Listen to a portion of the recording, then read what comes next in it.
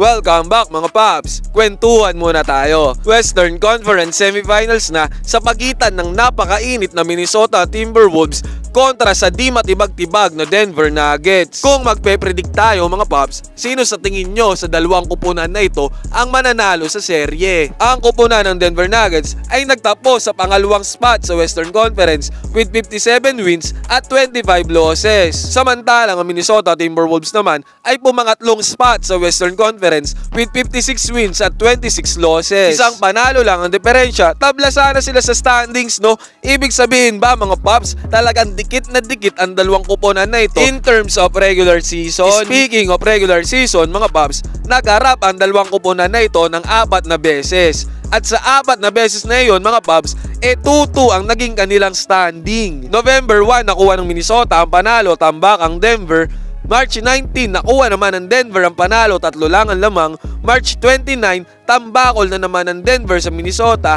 At April 10 panalo ang Denver. 2-2 ang standing nila sa regular season. Halos match lang talaga, pero ang difference maker dito ay natambakan ng Minnesota ang Denver sa dalawang panalo nila kontra dito. Samantalang ang panalo naman ng Denver kontra Minnesota ay hindi gaanong malaki ang lamang. Ito ang interesting dito mga paps sa pagkapanalo ng dalawang team kontra sa isa't isa. Dalawang pangalan lang ang lumutang para sa high scorers ng game. Yan si Nikola Jokic at syempre si Anthony Edwards para sa Minnesota Timberwolves. Parehong malaking produksyon ng puntos ang kanilang produce para sa kanilang team.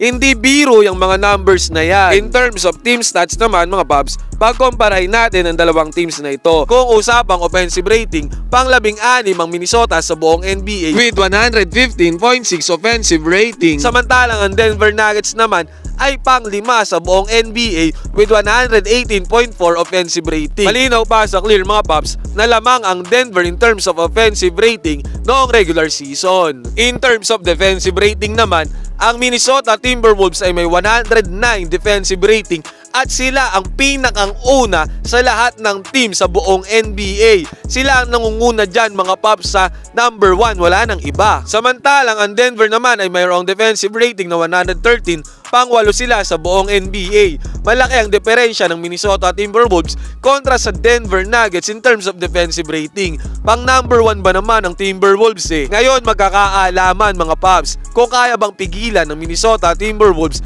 ang opensa ni Nikola Jokic, Jamal Murray, Michael Porter Jr., Aaron Gordon at KCP. Ang mangyayari pala sa serye na ito mga paps ay defense versus offense dahil mas lamang ang Denver in terms of offense sa Minnesota at number 1 naman ang Minnesota in terms of defense sa buong NBA. Kayo mga paps, what are your thoughts? Paki-comment dyan sa baba. Ano sa tingin nyo ang mananalo sa seryeng ito? Minnesota Timberwolves ba o Denver Nuggets?